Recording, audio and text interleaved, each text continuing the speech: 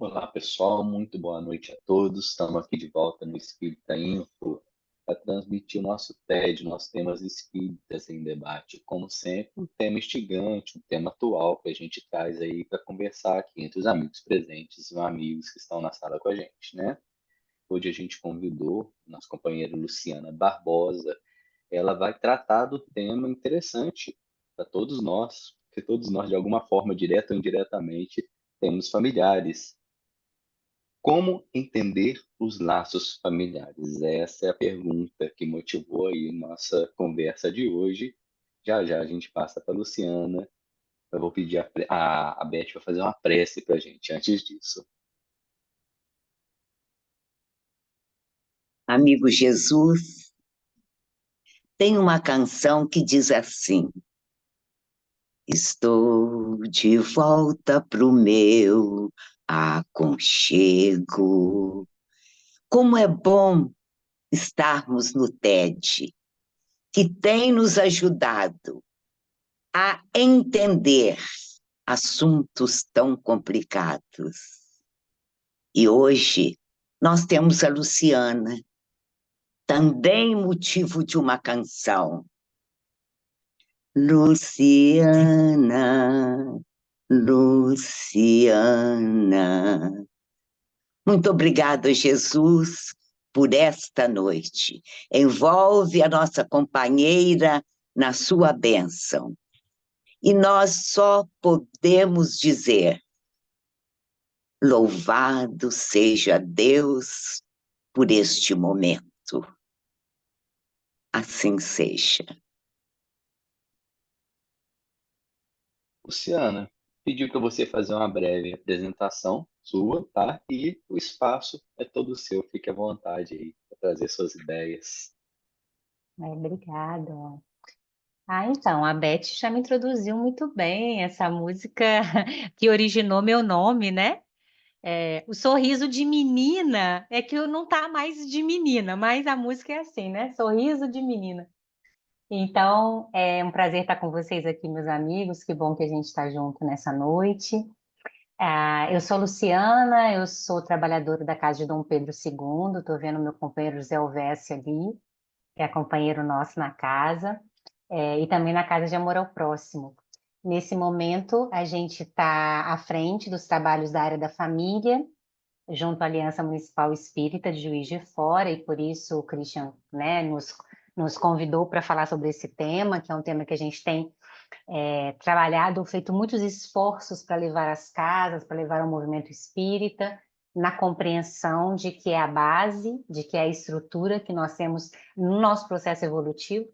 Então, nós estamos à frente desse desafio. A área da família é uma área que, por muitos anos na FEB, ela foi fechada, ela não existia mais. Depois eles reabriram agora, tem uns 5, 6 anos, então a gente está aí tentando unir os nossos esforços para levar adiante esse trabalho. É isso. E hoje a gente está aqui com vocês para continuarmos conversando juntos e falarmos sobre família à luz do Evangelho de Jesus, né? Posso começar a mostrar aqui, Christian? Fique à vontade, pode compartilhar, o Então, espaço é tá, seu. já. Vou compartilhar aqui conosco o nosso, só para a gente ter aqui uma. Aparece direitinho para vocês? Sim? Tá aparecendo. Então, tá ótimo. Bom, então o nosso bate-papo hoje é sobre Evangelho e Família, né, meus amigos? A gente fez questão de trazer aqui para vocês a nossa logotipo, né? Lá na Aliança, na nossa área, né, da família, nós fizemos essa logotipo aí. Por quê? O que a gente queria mostrar, né? A gente queria mostrar que, ao falarmos de Evangelho de Jesus e família, a gente está falando de todas as configurações familiares. Nós não estamos nos restringindo àqueles formatos específicos, né? Heteronormativos, que a gente está acostumado. A gente está se referindo a todos os formatos de família, e a gente vai ver aqui por que a gente está falando dessa forma, né? Da onde a gente tirou esse contexto. Então, se vocês observarem ali, olha, nós temos um casal heterossexual com seus filhos, nós temos um casal homoafetivo masculino, nós temos uma mãe solteira com seus filhos, nós temos um casal homoafetivo feminino, Nós temos um pai solo, né? Um pai solteiro. Nós temos duas mães, uma família formada por duas mães e seus filhos. Um casal sem filhos, um casal heterossexual sem filhos é uma família. Um casal de dois pais e seus filhos. E tem mais, só que não cabia tudo numa logo, né? Então a gente tentou colocar o máximo possível de representações, né? Hoje em dia já existe um nome para as famílias monopessoais. Pessoas que moram sozinhas também é uma família, chamada família monopessoal, né? Pessoas que são pais de pet, agora é famoso falar, né? Pai de pet, né? Mãe de pet, também é um nome para essa família. São famílias interespécie. Agora, judicialmente, há um nome para essas famílias, são chamadas famílias interespécie. Então, a gente está vendo, meus amigos, que a ideia de família, que a gente vai conversar aqui hoje, né, que a gente está falando sobre ela, é abraçando, acolhendo todos os formatos familiares, para que a gente não deixe ninguém de fora. Até porque a gente sabe que os estudos sobre sociologia, política e ciências sociais têm nos trazido a queda da família, né? A família está em queda, a família está em declínio, a família vai acabar, porque eles estão falando dessa família conceitual, que a gente por muitos séculos entendeu. Essa família conceitual, de fato, está se modificando, isso é um fato, né? Mas ela vai acabar? Não, não tem como acabar, porque a doutrina já vai trazer para nós que família é degrau de evolução. Grupo familiar, seja ele em qual contexto, é degrau de evolução. Se é degrau de evolução, faz parte de uma lei divina, e se faz parte da lei divina, não acaba, né? É algo que nós vamos ter, se é uma lei, nós vamos ter imutável e perfeita, né? Bom, então a gente queria trazer essa logo para vocês identificarem, né? Toda vez que verem essa logo em algum material, é, de família que nós estamos falando, né? E aí a gente trouxe aqui, lá no Evangelho segundo o Espiritismo, e por que que a gente está usando essa logo com tranquilidade, sem receio de estarmos errando ou nos equivocando, né? Evangelho segundo o Espiritismo, capítulo 14, item 8. Kardec vai estar colocando assim para nós. Não são os da consanguinidade os verdadeiros laços de família, e sim os da simpatia e da comunhão de ideias, os quais prendem os espíritos antes, durante e depois das suas encarnações. Então, esse é o motivo da gente ter podido fazer uma logotipo daquela, né? Os verdadeiros laços de família são os que prendem os espíritos pela simpatia e comunhão de ideias. Não são apenas e tão somente os da consanguinidade, né? Então, dentro desse paradigma do Evangelho, a gente já compreendeu que, além da família espiritual ser uma família expansiva, né, ser uma família muito maior, a família corpórea, a família que nós montamos, a família que nós estruturamos aqui enquanto encarnados, é uma família plural também, que envolve simpatia e comunhão de ideias, não é? E é muito interessante, né, meus amigos, porque quando Kardec escreve isso em 1862, 63, né, ali, quando ele está fazendo o Evangelho segundo o Espiritismo, e vocês imaginem, né, numa França iluminista, onde a ideia, né, do eu, do ser, né, do centralizado, né, eu sou família Borges, né? Eu sou família Ramos, eu não me envolvo com família Silva, porque família Silva é inferior, é de escravos, é de servos. E a doutrina espírita vem e chacoalha de um jeito, né? Tira a gente do lugar. Vem e diz assim, não são os da consanguinidade. Os laços sanguíneos, eles vão modificar, não é? Então, hoje você é Silva, amanhã você é Borges, depois você é um nome bem, bem mais chique, depois você é um nome mais simples, não importa, né? Então, chacoalhou de uma forma que eu acredito, né? Tenha tido muitas resistências, e existem até hoje, inclusive a reencarnação por causa disso, né? Porque eu não me misturo. Eu não sou de família de servos, né? E aí a doutrina espírita veio e chacoalhou a gente e falou, nós isso não estamos falando disso, não é mesmo? E outra coisa que eu queria pontuar dessa frase do Kardec é o verbo prender. Ele colocou assim, olha, os laços prendem antes, durante e depois das suas encarnações. Esse verbo não está aí à toa. A gente vai estudando sobre família e evangelho e a gente vê constantemente palavras, seja do Emmanuel, seja da Joana, seja do Dr. Bezerra de Menezes, a gente vê constantemente essas palavras. Laço, prender, algema, grilhão. A gente sempre vê palavras que se referem a algo que está assim, muito bem apertadinho, muito bem consolidado, apertado, né?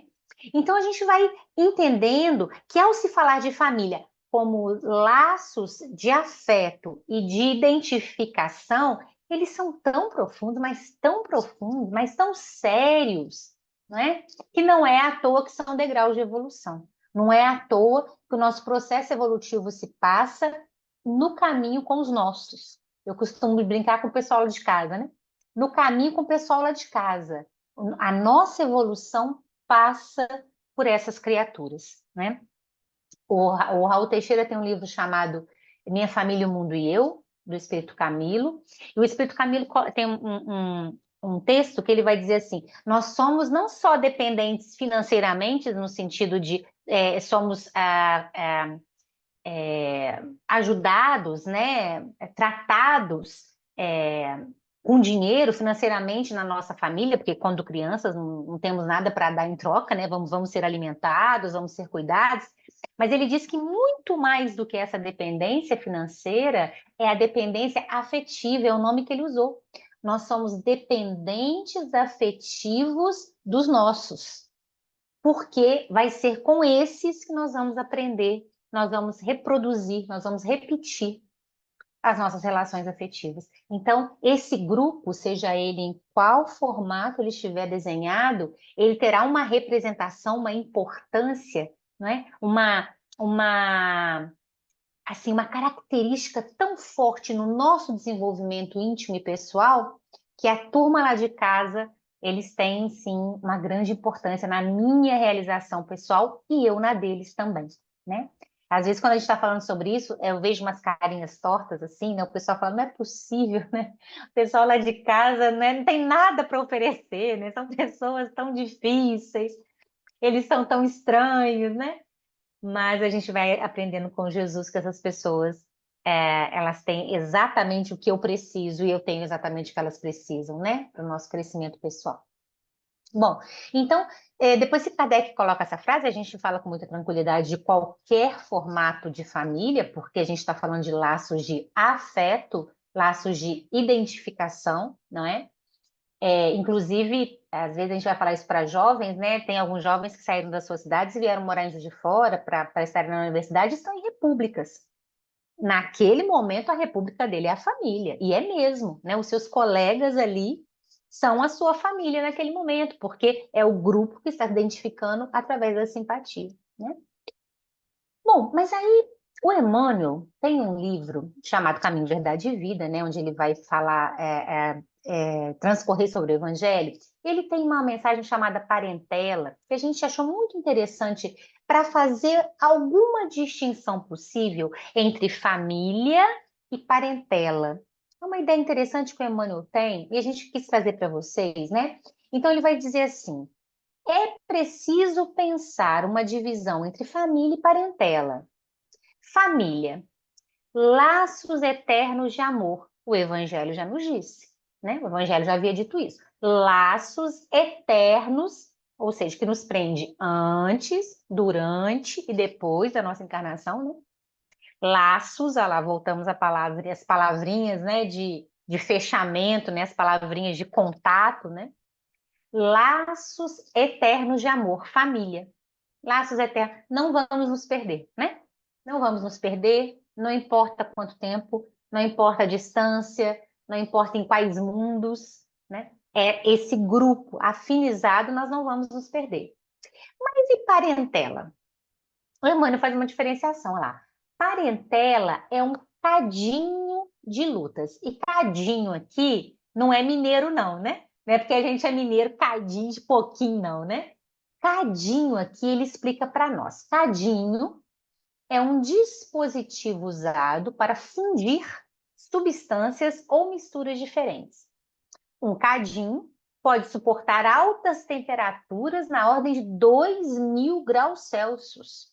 Então, a gente trouxe uma foto de um cadinho ali, né? Um cadinho é essa tigelinha que os químicos, o pessoal da química, da bioquímica usa, né, para fundir elementos, né?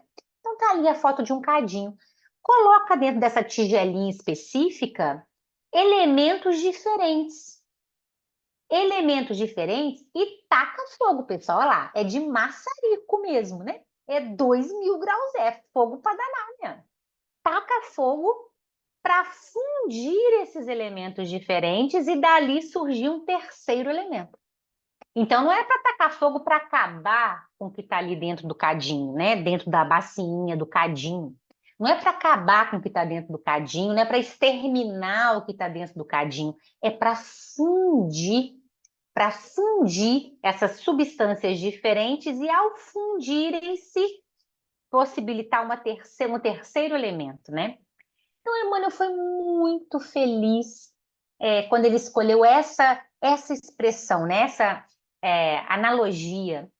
Parentela é um cadinho, família física encarnada é um cadinho de lutas. Então, como é que é isso? Eu costumo brincar que é uma casa, 10 pessoas e um banheiro só. Não é assim? Uma casa com 10 pessoas e um banheiro só é fogo pra caramba, né? Porque 7 horas da manhã todo mundo tem que sair e tudo tá acontecendo naquela hora, né? Assim, almoço de família, domingo, macarronada, né? O frango só tem um peito e todo mundo quer o peito, né? Tem 15 pessoas para comer e todo mundo quer o peito. E ó, fogo no cadinho, né? Então, o que é as experiências físicas? Porque são experiências físicas. Comer, se vestir, conviver no mesmo espaço. São experiências físicas, né? Da ordem da matéria. E, ó, o fogo pegando, as dificuldades, as necessidades. Só que esse fogo pegando, quem promoveu foi Deus, nosso Pai, né? Então, não é um fogo para dizimar, é um fogo para ressurgir, né? Para fazer renascer. E aí a gente pensa como é que Deus pode juntar pessoas tão diferentes no mesmo cadinho, substâncias tão diferentes no mesmo cadinho. Meus amigos, ele junta homem e mulher. Que coisa mais diferente, né? Que cabeças pensantes mais diferentes. E ele junta. Deus, eu brinco que Deus gosta de misturinha, né? Deus adora uma misturinha. Ele não gosta de homogeneidade. Ele gosta de mistura. Quanto mais misturadinho, né? Não é à toa que o Brasil é o coração do mundo e pátria do evangelho, porque se quer mistura, vem para cá, né? A gente tem misturinha de tudo quanto é tipo de povo. Misturinha. Deus adora misturinha. Porque é a mistura que fornece o crescimento, né? A melhoria, um terceiro elemento. Então, Deus junta no mesmo cadinho, na mesma casa, no mesmo grupo familiar, uma pessoa, uma Luciana azeda, com o João doce, com a Maria salgada.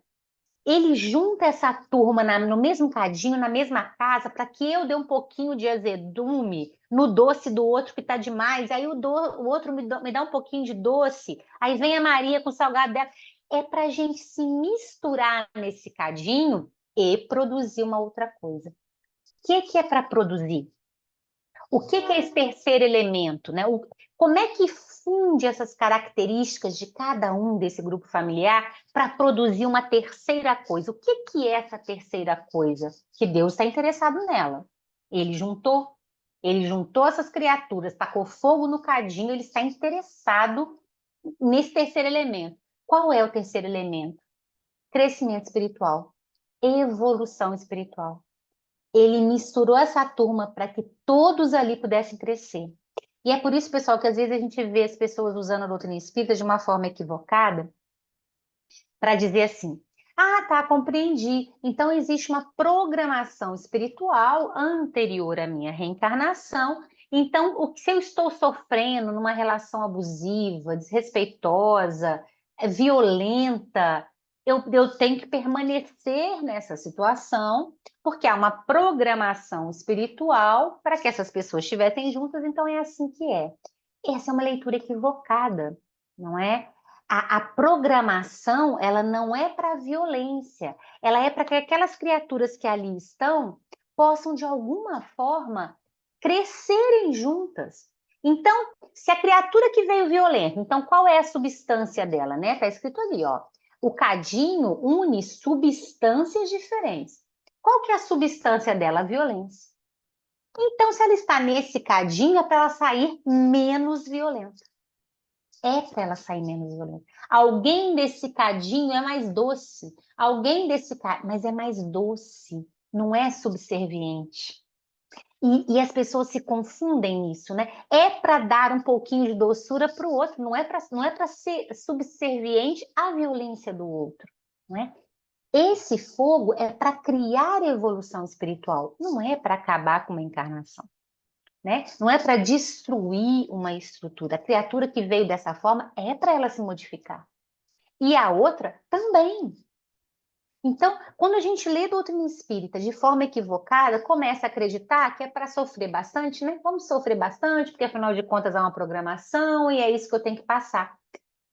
É uma forma equivocada de avaliar o cadinho, não é?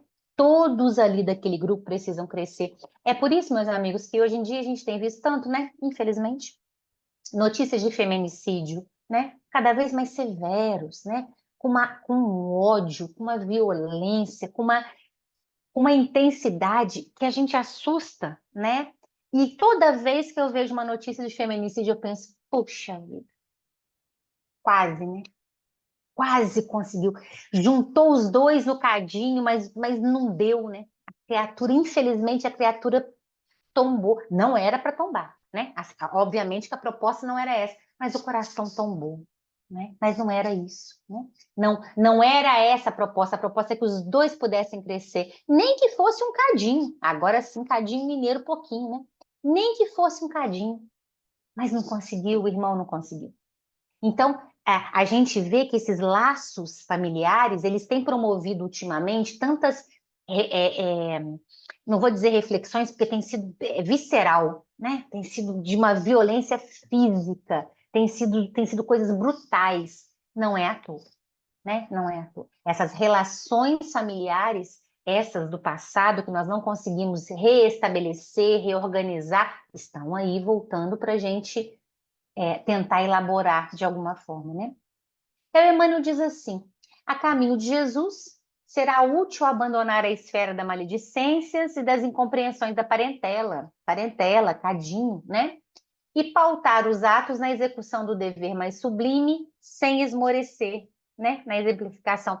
Então, eu costumo brincar com as pessoas assim, que a parentela pega fogo, não tem jeito, né? Cadinho pega fogo, né, pessoal? Não tem como. Ah, mas eu queria que minha família fosse mais calma, mais tranquila, que não desse tanto problema. Olha, estamos no cadinho. Acontece que o cadinho é desse momento, é uma reorganização momentânea. O que vai nos estruturar, o que vai fazer fundir essas substâncias diferentes, será exatamente a família espiritual, né? A família afetiva, a família por junção de ideias, não é assim? Então, quando a gente entende isso, esse cadinho, esse pegar fogo, começa a ter outras dimensões, que não só exatamente suplício e dificuldade, mas a gente começa a entender que essas criaturas serão nossas afinidades, né? Às vezes a gente fala isso, as pessoas falam, não é possível, né? Eu não quero ver nem pintado de ouro, fulano, beltrano, não quero nunca mais estar com eles. Mas a gente já aprendeu que não tem jeito. Essas criaturas são nossas, estão no nosso processo evolutivo, inclusive, né? Estarão conosco, serão nossas e nós seremos delas. Porque nós também tacamos fogo nos outros, né, pessoal? A gente também é responsável por muito fogo aí de cadinho, né? E nós é que promovemos. Então, quando a gente começa a observar que essa luta diária, constante, sim, né? Desse grupo familiar mais próximo, desse grupo que está ao nosso redor, ela é momentânea no sentido de essas provas são momentâneas, mas essa família, essa realidade familiar, ela será eterna. A gente consegue mudar a nossa perspectiva e visão, coisa que, nesse sentido, meus amigos, somente a doutrina espírita nos traz, não é? Essa percepção de continuidade, de que estaremos juntos, continuaremos juntos, não é? E não a ideia equivocada, uma programação precisa. Não, há uma programação, graças a Deus, foi Deus quem fez, Deus que misturou as substâncias, há uma programação e há uma programação de crescimento. Isso é inevitável, né? Através da lei de evolução. Eu acho que eu cheguei aqui no meu tempo, né? Para mim, né, de meia horinha.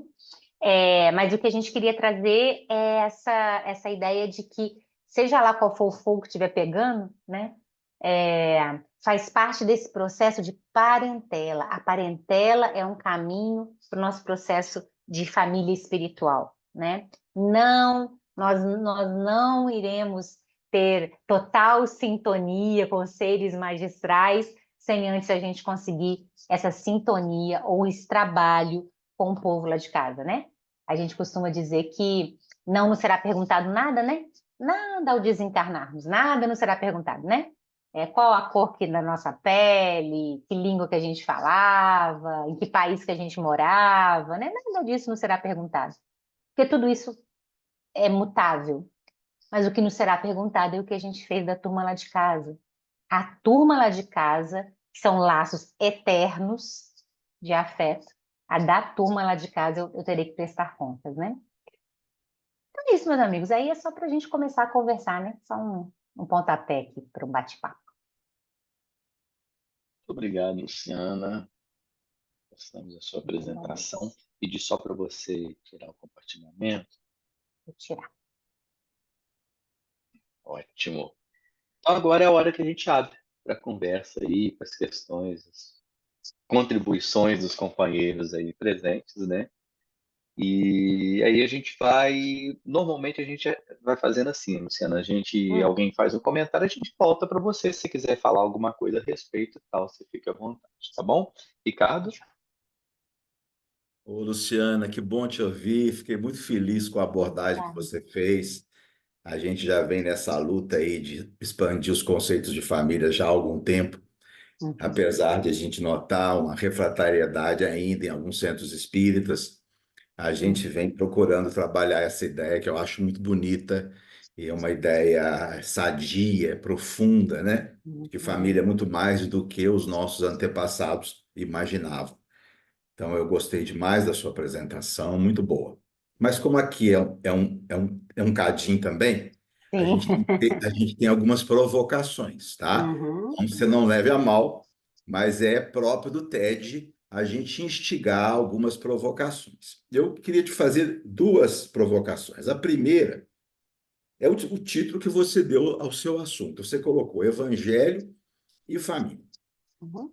Se a gente fosse ater o Evangelho, ao texto, a gente não tem material para falar de família.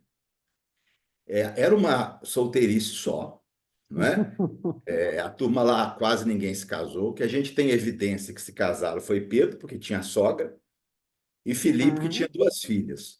O resto da turma parece que ninguém se casou. A gente não vê Uhum. Jesus tratando de questões de família. A gente vê o tema de Jesus de uma universalidade, numa relação humana universal, né? É sistêmica. Eu acho muito difícil a gente fazer uma abordagem de questões familiares se atendo ao Evangelho como Novo Testamento. Por que que você colocou esse tema Evangelho e Família e não Espiritismo e Família? Uhum. Essa é a primeira pergunta. A Uhum. segunda questão é a seguinte: Emmanuel, no Vida e Sexo, tem um capítulo sobre filhos, e é um capítulo muito importante porque ele fala que quando um casal decide ter um filho, há uma movimentação na dimensão espiritual. Todo um esforço é concentrado naquele lar, e aquele lar passa a contar com uma proteção a mais, em decorrência de estar recebendo um espírito na condição de filho. Ou seja, para nós espíritas, filhos é algo que transcende a corporeidade, é algo que tem um significado espiritual muito profundo. No entanto, tem aumentado o número de casais sem filhos, inclusive no movimento espírita. Assim, como você vê esse fenômeno? Casais sem filhos. Então, são as duas provocações aí, tá bom? Muito obrigado e foi excelente. Eu que agradeço. Excelente provocação, Ricardo. Exatamente, né? No Evangelho, a turma toda era solteira e a gente não tem essa conjugação familiar, né? Mas quando a gente trouxe o Evangelho, a nossa tentativa era de colocar Jesus realmente nessa roda, de ampliar essas relações, sabe? A gente ficou pensando que se Jesus pôde ampliar isso de uma forma, no sentido de relações afetivas, a gente precisava também, para que elas não ficassem sujeitas, né, ao formato mamãe, papai, filhinhos, né, e só assim entendido família, então só assim que Jesus aceitaria, né, ou então só assim que o Evangelho abraçaria, né? Por que a gente não pensou em espiritismo? Porque a gente pensou que a gente ia trazer um dado recortado, né? Um recorte desse processo do evangelho. A gente não queria, a gente queria dizer que Jesus estava falando sim dessa turma toda, sabe? Essa turma toda que está tentando, se esforçando, está batalhando para estar em grupo, né? Então, essa foi a nossa intenção. A sua colocação foi muito boa. A gente realmente não quis restringir nada. O que a gente pudesse ampliar, já que foi o Cristo que fez assim, né? Ele também gosta de misturinha, né? Como Deus. O que a gente pudesse ampliar, então a gente não quis recortar. A gente quis ampliar mesmo. Essa foi a nossa perspectiva. E casais sem filhos, né? E mais, né, Ricardo? Pessoas sozinhas, né? Pessoas sozinhas. Como a gente falou, famílias monopessoais, né? Que não só não querem filhos, mas não querem nem parceiros, né? Pessoas estão morando sozinhas, vivendo suas vidas, né? Isso é uma coisa que a gente tem trabalhado bastante ao conversar com as pessoas, e a gente tem visto um processo interessante, né? Como a ideia de ter um parceiro é quase agora um atentado terrorista, pessoas ficam apavoradas de se relacionar, né? A gente tem um trabalho de encontros de casais que a gente faz lá na Aliança Municipal Espírita, e quando a gente vai falar do encontro de casais, o pessoal só pode bater na gente, né? Como se a gente estivesse falando um palavrão, Deus me livre, né? Casar não. Então, a gente tem visto realmente as dores são tantas, as dores são tantas relacionais que as pessoas não querem nem se relacionar, quem dirá formar uma família com alguém, né? Estar num compromisso com filhos, né? Com alguém. Então, o que a gente tem observado? As pessoas estão extremamente doloridas. Extremamente doloridas. Está havendo um recuo, sim, do processo afetivo, cada vez maior, mas muito pelas nossas experiências familiares, né? Se a gente for pensar em história, né? Família, Idade Média para cá, né, pessoal? E olhe lá, né? Família enquanto grupo que vive, convive e se ajuda, né? Tem muito pouco tempo na história. Então, há quantos séculos a gente vem se equivocando, né, nessa área? Então, eu penso que agora a gente tá num momento muito decisivo dessas relações, sabe? E então, não só famílias sem filhos, não, mas eu penso que os receios, inclusive de relações afetivas, nós estamos com muito medo. Então, eu penso que nesse sentido, quanto mais a gente falar, melhor para as pessoas entenderem, né? Que para jovens, então, quando a gente vai falar para jovens, nossa, nem pensar. Ainda mais agora, né? Com a tecnologia, eles estão cada vez mais afastados de qualquer conexão, né? Eu penso que esse é um processo, sim, e é um processo, infelizmente, das nossas dores afetivas antigas, né? Antigas que têm nos afastado cada vez mais uns dos outros. É verdade. Passar por ele agora. Luciana, obrigado pela apresentação. Esse é um tema cheio de Cheio, pontas, né? Cheio de cheio. pontas. Eu vou seguir a mesma linha do Ricardo, é mais uma pergunta no sentido de eu ouvir sua opinião. No movimento espírita, de uma forma geral, embora isso tenha diminuído um pouco, mas se a gente for pensar aí nos anos passados, havia uma ideia, ou há uma ideia predominante de que todas as famílias são planejadas no mundo espiritual. de que todo mundo que casa ou que vai viver junto teve um planejamento no mundo espiritual para isso, né? O que leva muitas vezes até consequências, igual você falou, Sim. interpretações até equivocadas, né, das pessoas sustentarem relações abusivas por causa dessa ideia. Mas isso continua predominando, a ideia de que as relações familiares da parentela, vamos dizer assim, Uhum. elas têm um planejamento prévio e que esse planejamento precisa ser seguido. São duas questões em cima desse ponto, né? A primeira é a seguinte, pegando um gancho no comentário do Ricardo e no seu. Se há realmente um planejamento, como que fica essa situação do pessoal que não quer casar? Dos jovens, de uma forma geral, né? Claro que Uhum. sempre tem exceções para Uhum. tudo, Uhum. Uhum. infelizmente, mas o que a gente ouve de forma geral, assim, quem está em mais contato com os jovens, é de que não passa na cabeça deles ter um relacionamento estável, duradouro, e não é Sim. só com a família, não, é com o emprego, é com tudo, né? É como Uhum. se, assim, importa o que está acontecendo agora. Tem um colega que tem um filho que falou, começou a falar da questão da previdência, pagar a previdência. Falou, não, eu não Uhum. vou nem aposentar, eu não estou pensando nisso, né? Estou pensando aqui Uhum. agora. Como Uhum. que fica, então, essa ideia de planejamento se quando as pessoas estão reencarnando, elas estão decidindo não se relacionar, Uhum. né? Assim, Uhum. nesse sentido de estabilidade. Se relaciona aqui, se relaciona ali, se relaciona ali, mas no Uhum. sentido de estabelecer um vínculo mais estável, ter os filhos, educação dos filhos, aquela história toda, né? Como que a gente pode sustentar essa ideia de planejamento diante dessa decisão?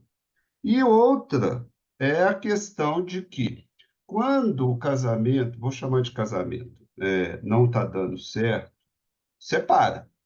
Essa separação é baseada no livre-arbítrio do casal ou de dos cônjuges. Ou seja, o exercício do livre-arbítrio me permite que eu interrompa uma relação por algum motivo, né? Estava dando errado, estava Uhum. abusiva, etc, etc.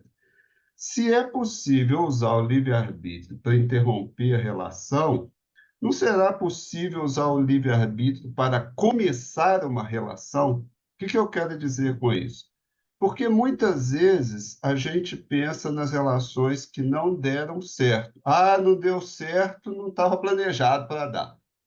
Deu Uhum. certo, estava planejado para dar. Mas será que não Uhum. existem relações que deram certo e não estavam planejadas para dar? Porque foi um exercício do livre-arbítrio também, Uhum. né? No Uhum. sentido das afinidades e tal, encontra-se. Porque no movimento quase sempre isso é mal visto, né? É como se a gente tivesse uma pessoa certa e se eu me ligo Sim. a outra pelo meu Sim. livre-arbítrio, porque me senti afinizado com ela, etc, etc, isso vai dar errado, porque não estava no Sim. planejamento. Sim.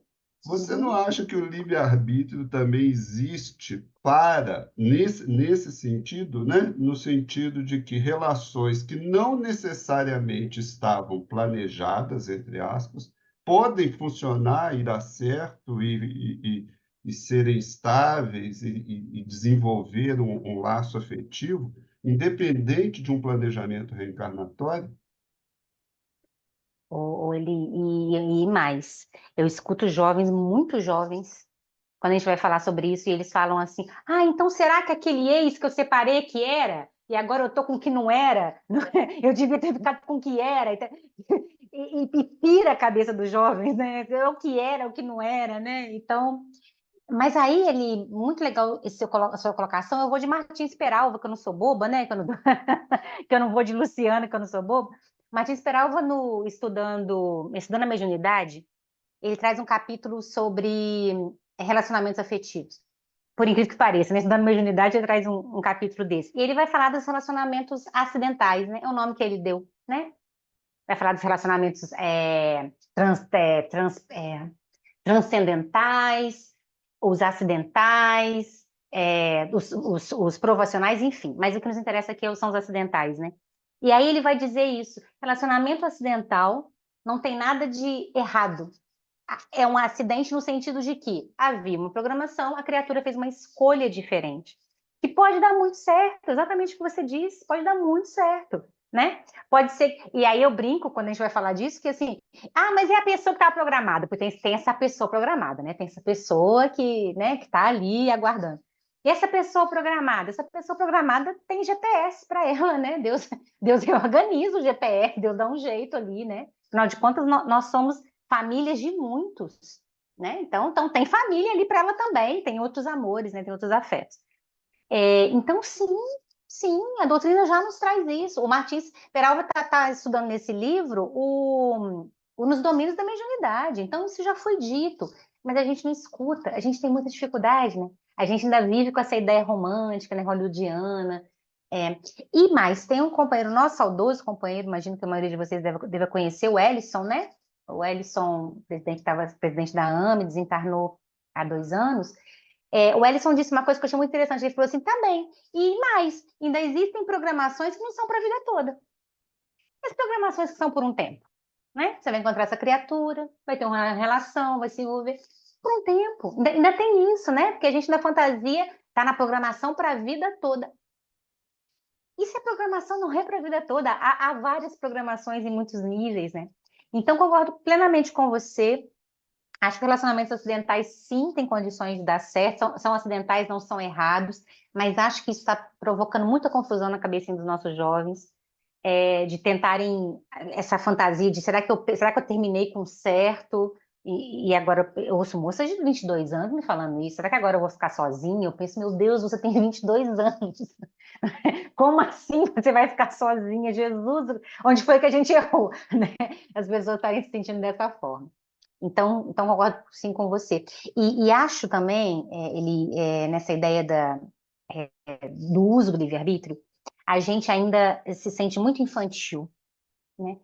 A doutrina traz tão claramente a questão do livre-arbítrio, mas a gente ainda precisa de alguém mandando, né? Alguém outorgando, dando ordem, né? A gente ainda precisa disso, porque livre-arbítrio realmente provoca muito a nossa sabedoria, né?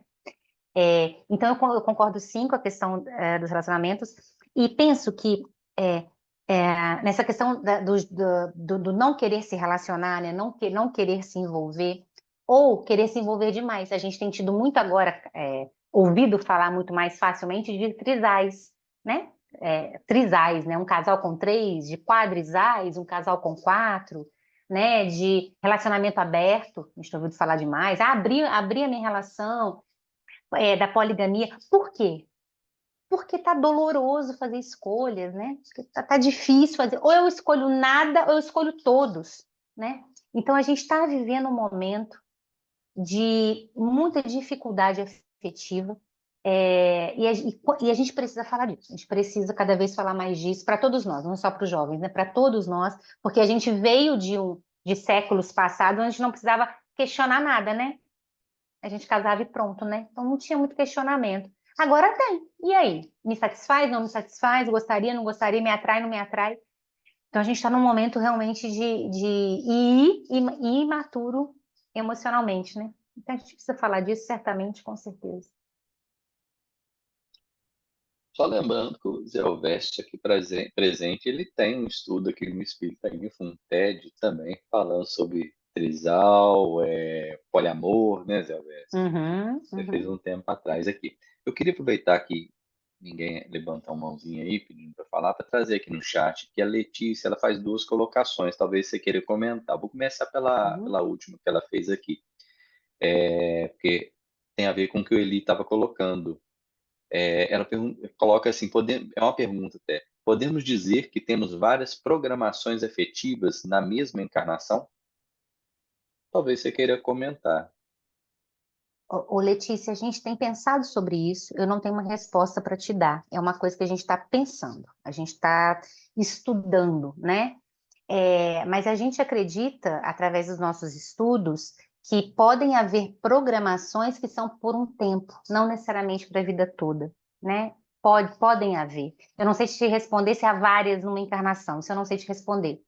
mas o que a gente tem percebido é que em se tratando de afetividade, nada é pau, pedra, pedra, né? Deus é misericordioso. Ele não vai fazer isso com a gente, né? Se você não gosta, continua. Se você gosta, problema é seu. Não há essa possibilidade, né? Então, assim, o que eu teria para te dizer é que a gente tem estudado sobre isso. E o que a gente percebeu, tem percebido com o material que a gente tem, né? Que é o que a gente lida, é que há a possibilidade, sim, de haverem programações por tempo, né? Para que você... se o cadinho é para crescer, né? Se o cadinho é para fundir e crescer, uma vez que aprendeu, uma vez que cresceu, uma vez que passou pela experiência, pode ser que aquela experiência naquele momento, então, se findou, vamos começar uma nova experiência, né? Mas isso é tudo pensamento, tá? Nós estamos estudando isso aí. Eu vou trazer, antes de passar para o Zé Alves, a segunda da Letícia. Essa é com mais fogo no cadinho, tá? Mais fogo Qual o no cadinho. aprendizado do membro familiar mais doce numa família de pessoas violentas e abusivas? Eu não entendi a primeira parte. Qual o aprendizado O do membro aprendizado. familiar mais doce numa família de pessoas violentas e abusivas? Pois é. Olha que interessante, Letícia. Qual é o aprendizado dele, né? Colocar um salgado no doce para que a doçura não transforme ele num servo, em alguém que vai estar subserviente, porque isso também não é legal, né? Então Jesus já disse, né? Seja prudente como a serpente e simples como a pomba, né? Prudente. Então, esse azedo da violência é um cadinho só, né? Que é para colocar esse doce no lugar, para chegar esse doce no lugar, porque doce demais, essa criatura vai sofrer, essa criatura vai se humilhar, essa criatura pode não crescer. Então, um pouquinho de azedo aí, que é para ela se sustentar, para ela também tomar posse da vida dela, né? Para que ela também tenha voz, para que ela também tenha ação, né? Por isso que é para fundir. Eu te dou um pouquinho do meu doce, você me dá um cadinho do seu azedo, e nós dois crescemos, né? É óbvio que a pessoa doce não é para ficar violenta, porque lógico que não, mas talvez ela precise ficar mais altiva, determinada, corajosa, não é? A falta de coragem faz a criatura se perder em caminhos, talvez depois ela não consiga voltar. Então, um cadinho de azedo ali, né? Acredito ser essa a troca, né? Devem ter muitas outras, é que eu pensei que agora nesse momento. Zé Alves, com você, meu amigo. Luciana, bom te ver, viu? Foi muito bom te Eu, ouvir, a Vés, sua apresentação foi muito boa, bom te ajudou ver. bastante a nossa reflexão.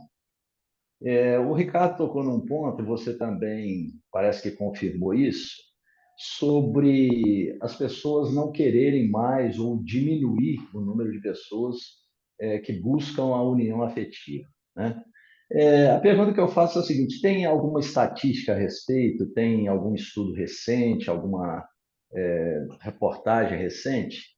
E isso é baseado em quê? Apenas nos registros oficiais ou tem também um estudo com as pessoas que buscam esse relacionamento afetivo, montar até mesmo, né, formar uma família sem Uhum, estar uhum, devidamente registrado, sem estar oficialmente registrado? Como que é isso? uhum. Tem sim, eu, Vés. Deixa eu ver se eu consigo pegar só um minutinho para pegar o livro para vocês.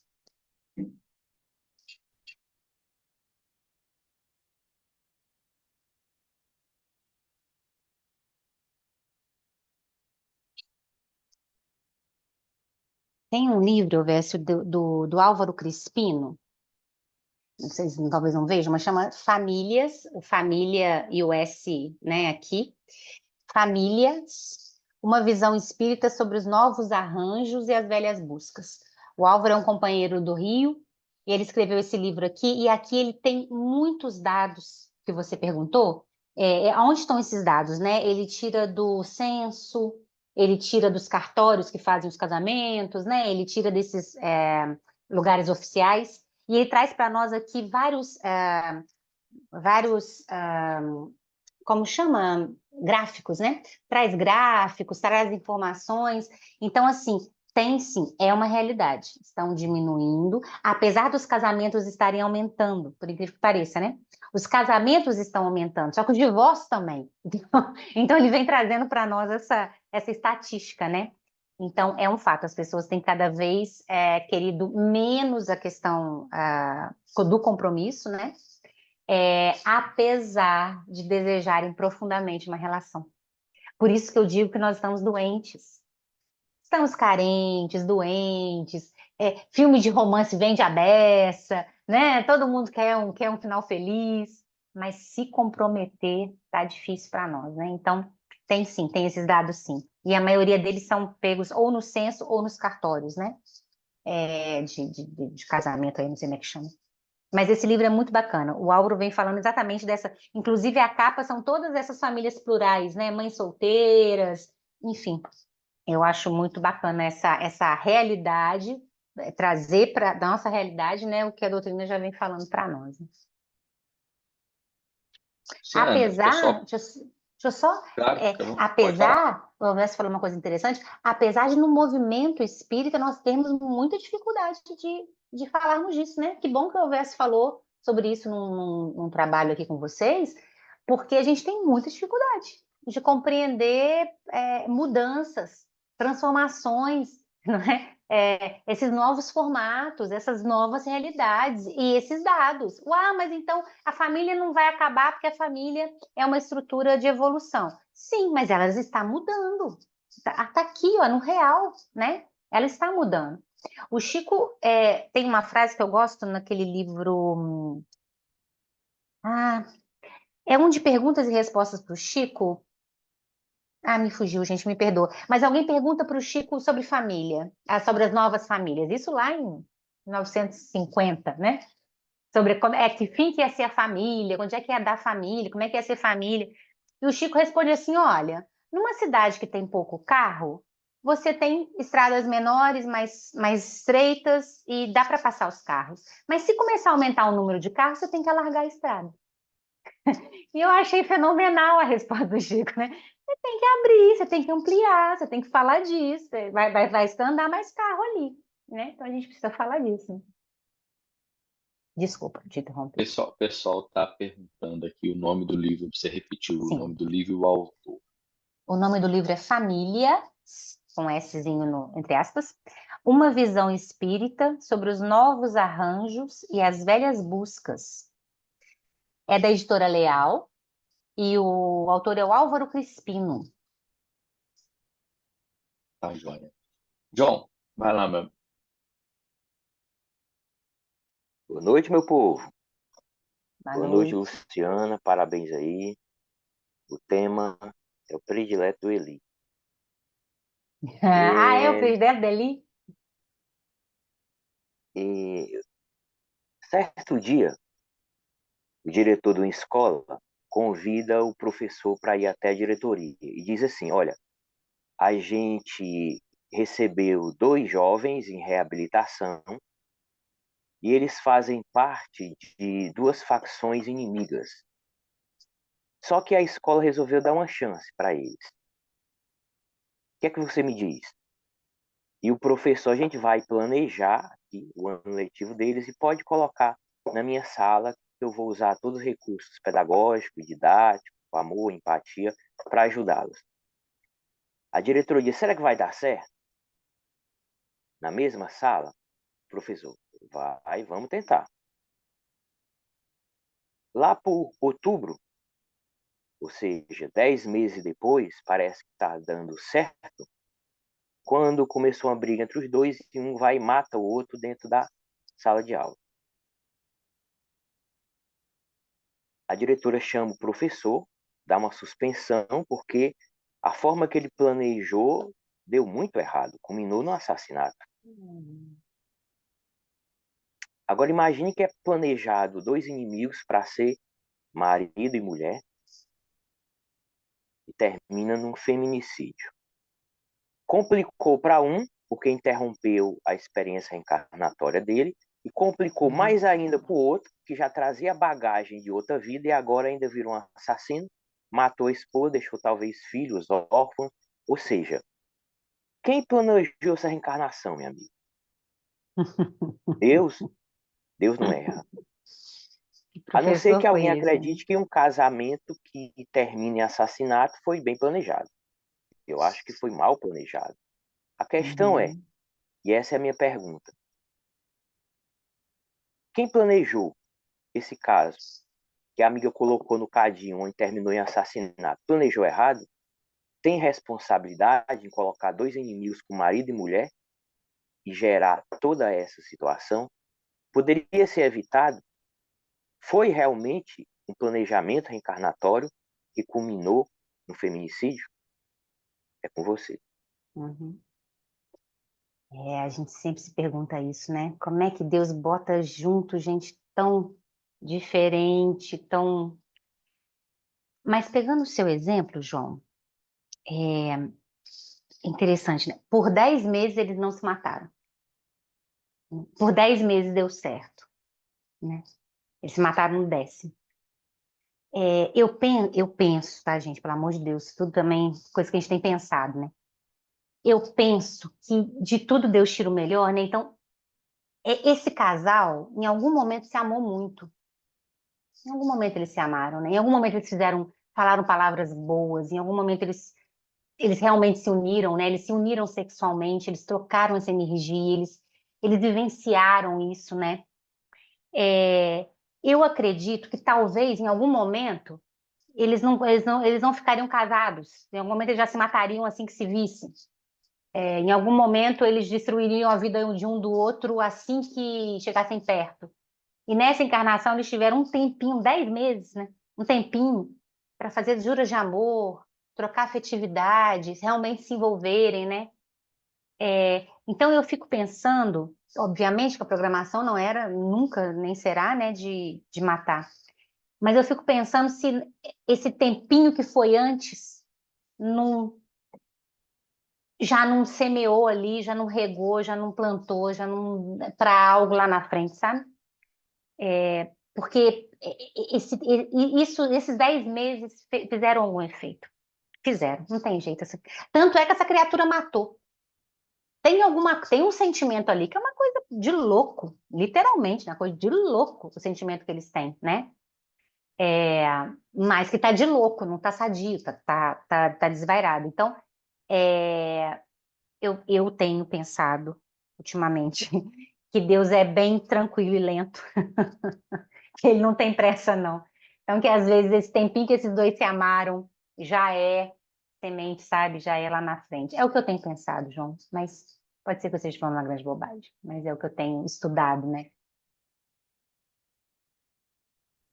E aí, pessoal, alguém mais gostaria Eu de fazer, acho, eu Zenóbia? acho, eu acho, João, Luciana, pessoal, que a gente tem que tirar Deus dessa história. Ô, Zé Nobre, você me perdoe. Vai lá, Quando eu Ricardo, for falar, depois a gente depois volta eu para o você. Zenóbia. Você quer falar, depois eu volto? Então, fala você e depois a gente passa para o Zenóbia. Tá. Eu acho que a gente tem que tirar Deus dessa história, né? Porque se começar a pôr Deus nisso aí, a conta não vai fechar, né? É o caso do suicídio. O cidadão já se matou, segundo Kardec, diz que ele vai reencarnar com tendência de se matar, mas vai de novo. Aí se mata a segunda vez, piorou. Ele vai reencarnar com uma dupla tendência de se matar, mas vai se matando. Então vamos tirar Deus da história. Eu acho que a questão é com a gente mesmo, né? Eu acho que são espíritos que querem acertar, precisam acertar por uma questão de culpa, de seguir para frente, de conseguir seguir para frente, porque não estão conseguindo, tem alguma coisa amarrando eles aí. E eles vêm e aceitam e querem, e combinam, e não deu certo de novo. Uhum. E vão tentar outra vez. Eu acho que é a experiência que conta, né?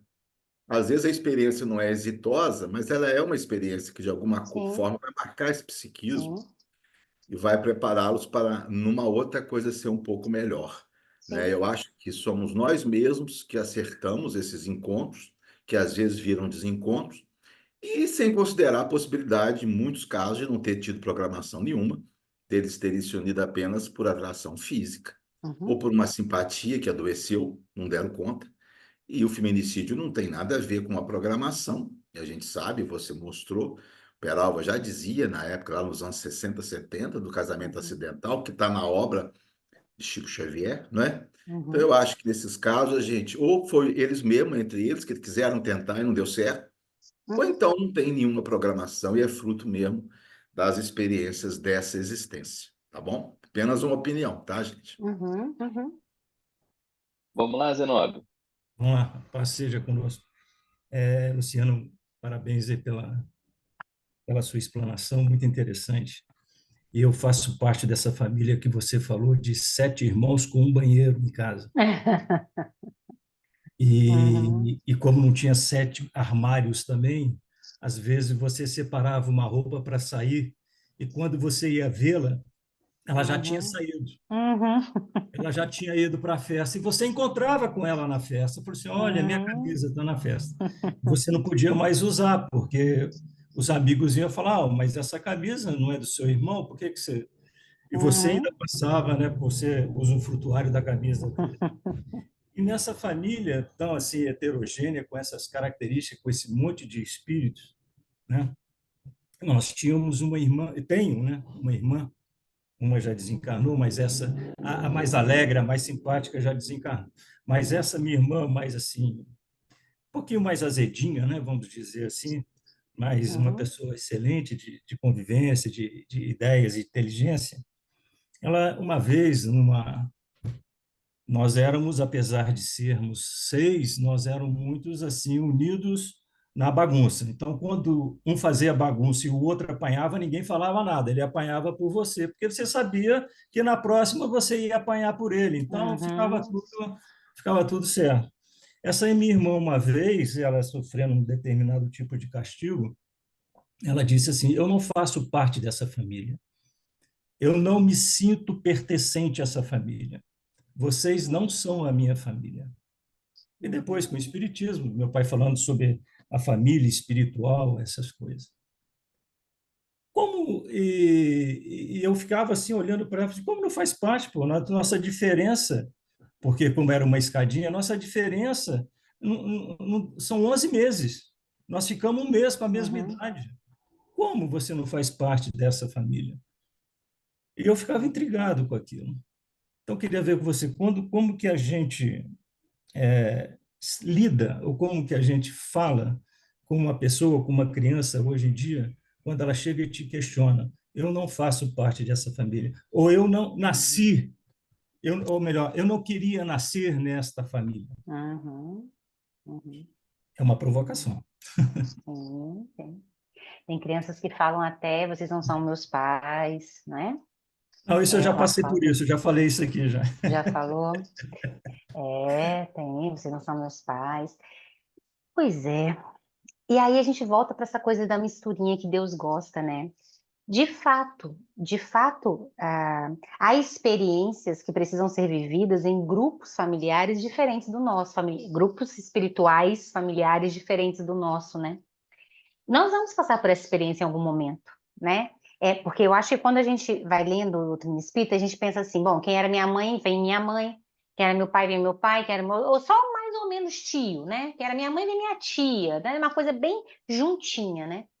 Mas, na realidade, tem experiências que precisam até de um afastamento do grupo. Naquele livro da Ivone Pereira, se não me engano, Dramas de Obsessão, mas eu não tenho certeza, que ela vai contar a história de um grupo familiar que sempre vinha todo mundo mais ou menos junto. Quem se lembrar do nome, por favor, me ajuda. E um dos membros não se encaixava. Um dos membros acabava errando, se equivocando, saía do prumo. E aí o que acontece? Uma encarnação onde esse grupo, então, vem junto e ele vem totalmente separado. Ele nasce, vai ser órfão logo, a mãe desencarna, é criado por um padre, longe desse grupo, e com essa sensação, né? Não tenho família, essa família não é minha. Mas quando ele vai encontrar com essa família, ele é o perseguidor desse grupo familiar. Então, ele, encarnado, perseguia o grande grupo familiar dele, porque naquela encarnação ele não tinha nascido junto com eles, né?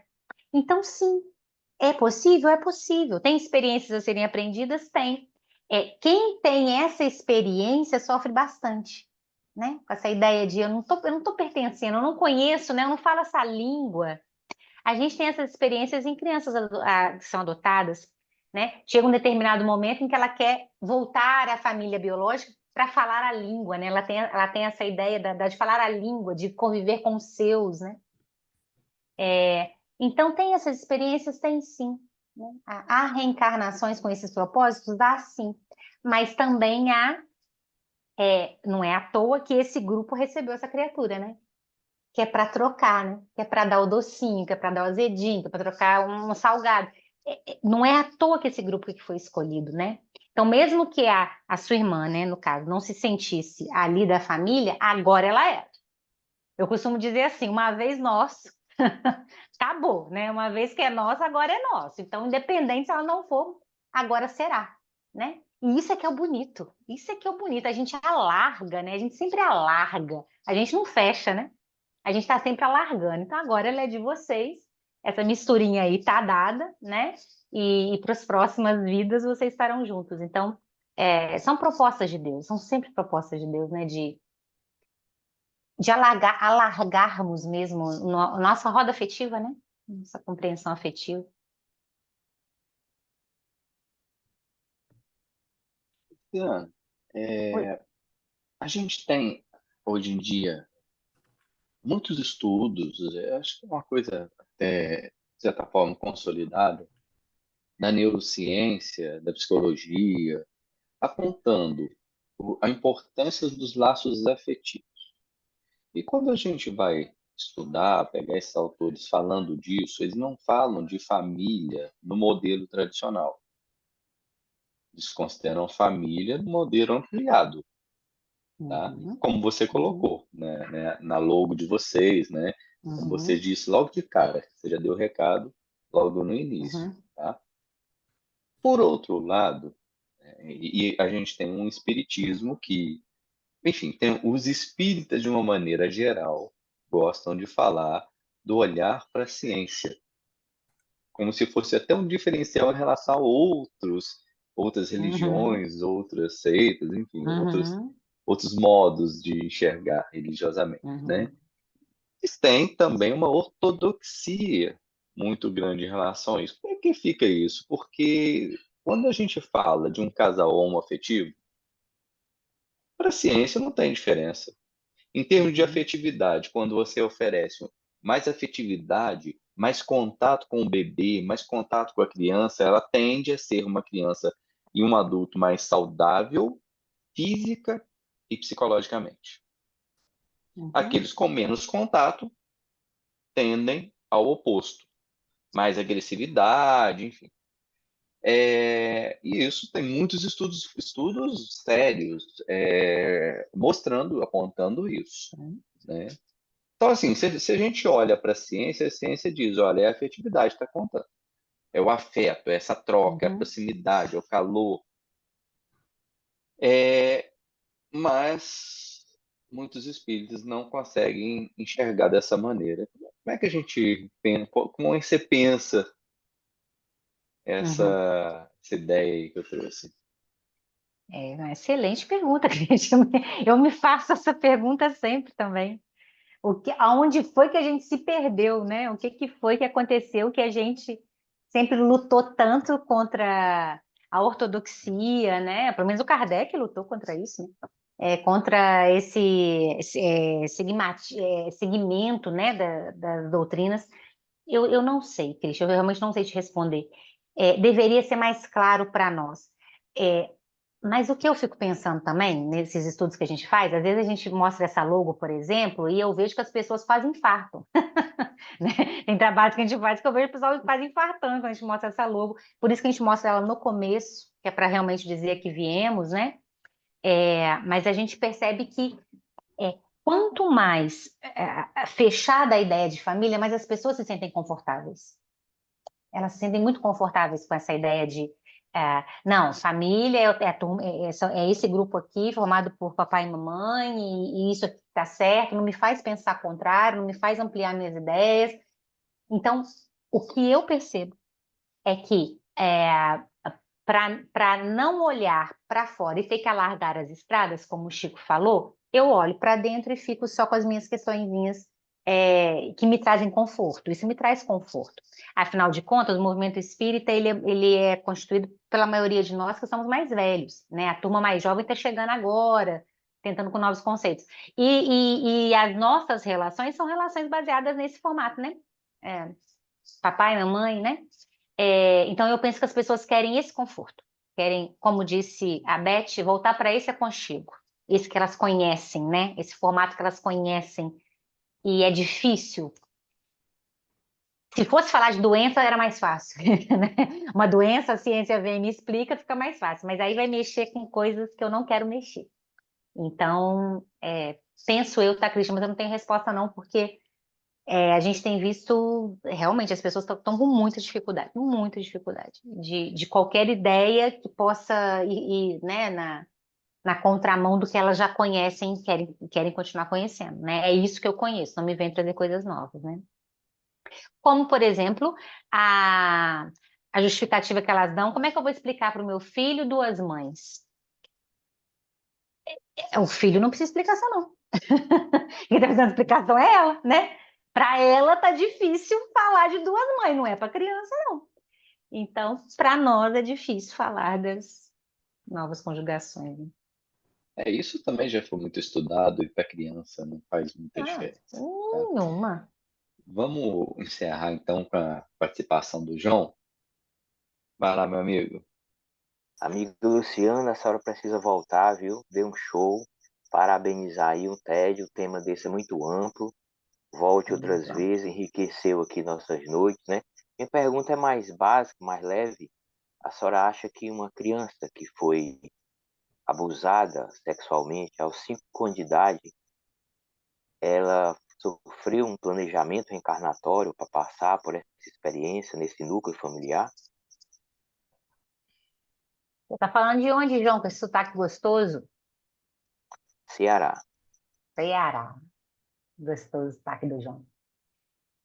João, tem um livro do Raul Teixeira, do Espírito Camilo, que chama Educação e Vivências.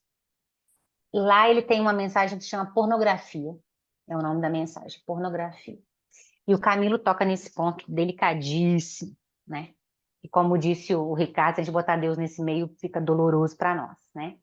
Mas o Camilo traz um dado que eu acho muito interessante, que ele diz assim, há espíritos que estão tão envolvidos nessa questão da sexualidade, eles se equivocaram tanto nessa área, né? Perpetuaram tanto violências, né? Que é como, a expressão que o Camilo vai usar, é como se eles exalassem um cheiro, como se eles exalassem uma vibração, né? Que ao reencarnar, aquele corpo, mesmo infantil, mesmo na condição da infância, exala. É como se fosse como se fosse, não, né? É uma questão do espírito. Por favor, aqui a gente não está falando que, então a criança que provocou, absolutamente, não é nada disso, a gente está só tentando falar um pouco sobre isso, porque é algo realmente muito delicado, né? Mas ele vai dizer dessa experiência do espírito que personifica materialmente, né? Alguém colocou aí o cheiro atrai, não é isso? Materialmente essa vivência. Só que a gente tem que ler isso com muito cuidado, senão a gente criminaliza a vítima, né? Não, não é isso. Porém, a gente está entendendo que, obviamente, não há uma programação para isso, e, obviamente, a criatura não reencarnou para isso. Mas que essa é uma experiência que vai dar um tom aí de reencarnatório, né? Passar por essa experiência na infância dá o tom da encarnação, dá o tom das vivências, dá o tom dos traumas. Muitos deles perpetuam, né? Serão violentos sexuais, né? Serão predadores sexuais. Então, a delicadeza disso, né? O que eu posso dizer é disso que o Camilo trouxe, que eu achei interessante, achei um dado do da vibração, exatamente, achei um dado importante, mas compreender isso a fundo, eu não sei se a gente ainda tem todas as informações, sabe? Não temos todas as informações, não, mas a gente pensa sobre isso, né? O que a gente sabe é que isso vai dar um tom completamente para a reencarnação dessa criatura. Em especial porque as crianças não se defendem, né? Então virarão adultos que vão falar disso com muita dor. Por que eu não fiz alguma coisa? Por que eu não falei? E isso vai né, num looping de culpa e remorso. Luciano, eu esqueci de te avisar que o Espírita Info ele é interestadual e internacional. Nós temos participantes de Olha, outros. O Zenóbio está em Brasília. Aí eba! nós temos outros países também, em Bacana. estudos nossos aqui. Te agradecemos de coração. Eu que Foi muito bom agradeço. conversar com você. Eu que agradeço. Lembrando que, para quem quiser assistir depois, compartilhar, vai estar gravado lá no YouTube, vai estar no nosso canal aqui também no Espírita Info, e a gente retorna aí com o TED no dia 16. Daqui a 15 dias a gente volta com o TED no mesmo horário, e aqui estamos aguardando quem quiser participar.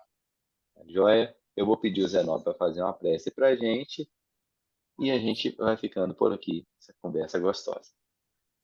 Obrigado, Luciana, pelas palavras da noite de hoje, criando essa dependência afetiva pelas inteligências, pelas ideias. Esperamos contar com a sua presença e mais vezes. Foi muito bom essa misturinha nesse cadinho de tempo, agora no Mineirês, no cadinho de tempo que nós tivemos com você. Somos elos inquebrantáveis que unem os nossos corações, como as notas musicais da Dona Beth une as canções. Oremos. Ensina-me, Senhor, o teu caminho e andarei na tua verdade. Une o meu coração ao teu temor do teu nome. Louvar-te-ei, Senhor, Deus meu, com todo o meu coração e glorificarei o teu nome para sempre, pois grande é a tua misericórdia para comigo e livraste a minha alma do inferno mais profundo.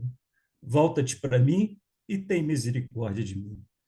Com a leitura de alguns trechos do Salmo 86, agradecemos, Senhor, a oportunidade de estarmos mais uma vez algemados nas ideias desses laços afetivos, identificando as nossas deficiências para que possamos, através delas, melhorar para o nosso progresso espiritual.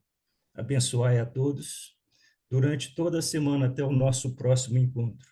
Que essa paz, que a sua presença, como diria o meu pai, o homem com Deus é sempre a maioria, e que essa paz esteja conosco até o nosso próximo encontro. Assim seja. Muita paz a todos. Boa noite, pessoal. Obrigado, Luciano.